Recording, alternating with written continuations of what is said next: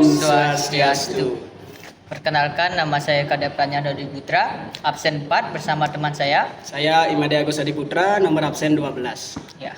Di sini kami ingin menjelaskan materi dengan tema pembelajaran interaktif dan inovatif. Baik, di sini saya akan menjelaskan latar belakang. Latar belakang, manusia adalah makhluk sosial yang selalu berinteraksi dengan orang lain untuk memenuhi kebutuhan dan menjalankan aktivitas sehari-hari. Interaksi sosial menjadi dasar dalam pembentukan masyarakat, di mana komunikasi berperan penting dalam menyampaikan informasi dan mempererat hubungan sosial.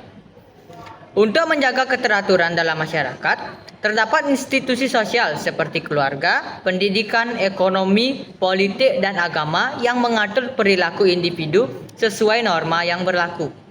Namun, masyarakat terus mengalami perubahan atau dinamika sosial yang dipengaruhi oleh teknologi, globalisasi, serta perubahan nilai dan norma.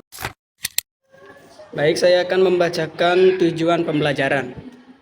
Tujuan pembelajaran: 1. Memahami konsep interaksi sosial dan bentuk-bentuknya. 2. Mengidentifikasi jenis-jenis komunikasi dan perannya dalam masyarakat. 3. Menjelaskan pengertian, fungsi, dan jenis institusi sosial. 4. Menganalisis dinamika sosial serta faktor-faktor yang mempengaruhinya. 5. Menghubungkan konsep-konsep tersebut dalam kehidupan sehari-hari.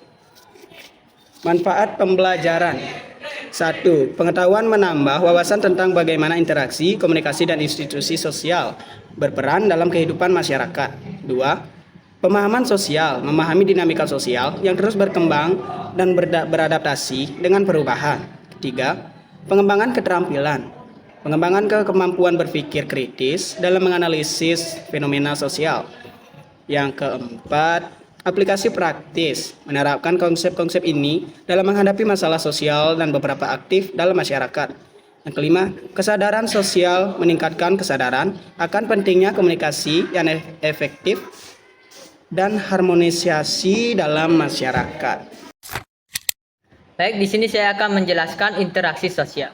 Pengertian: hubungan timbal balik antara individu atau kelompok yang saling memengaruhi.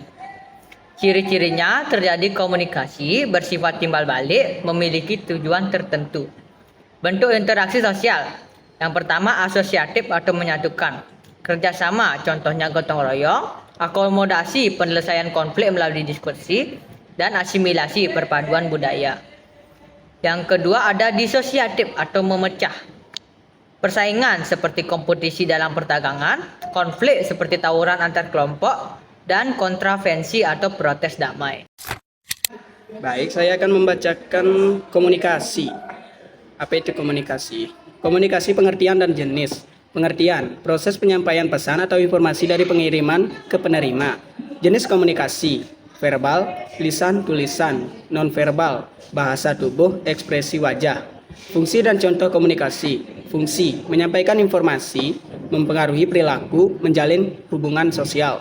Contoh: guru menjelaskan materi di kelas, diskusi kelompok, percakapan di media sosial. Baik, saya akan menjelaskan institusi sosial. Pengertian: institusi sosial adalah sistem norma dan aturan yang mengatur perilaku individu dalam masyarakat untuk menjaga keteraturan dan memenuhi kebutuhan sosial.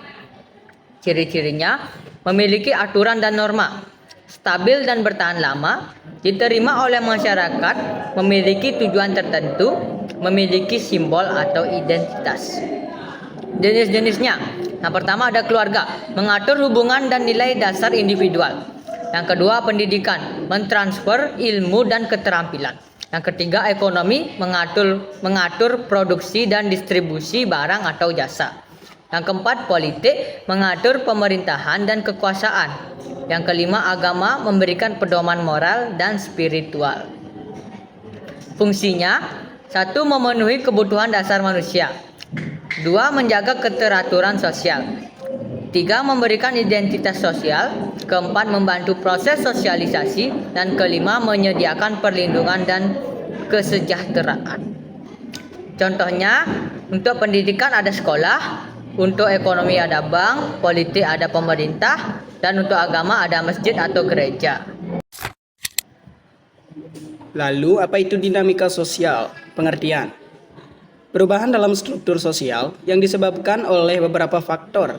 Faktor penyebab, perubahan nilai dan norma, modernisasi gaya hidup, perkembangan teknologi, internet dan media sosial. Pengaruh budaya asing, globalisasi, perubahan lingkungan, urbanisasi, studi kasus, pengaruh media sosial terhadap komunikasi remaja, peran sekolah dalam membentuk perilaku sosial, konflik sosial yang mempengaruhi kebijakan. Baik, kesimpulan dari materi kali ini. Pembelajaran tentang interaksi komunikasi institusi sosial dan dinamika sosial memberikan pemahaman menyeluruh tentang bagaimana manusia berhubungan dan berorganisasi dalam kehidupan bermasyarakat. Interaksi sosial merupakan proses dasar dalam hubungan antar manusia yang terwujud melalui komunikasi baik verbal maupun non-verbal. Terima kasih sudah menyimak video kami dan juga mendengarkan materi dari kami. Saya harap materi yang kami berikan bisa berguna untuk kalian di masa depan. Kami tutup video kali ini dengan para mesanti. Om Santi Santi Santi Om.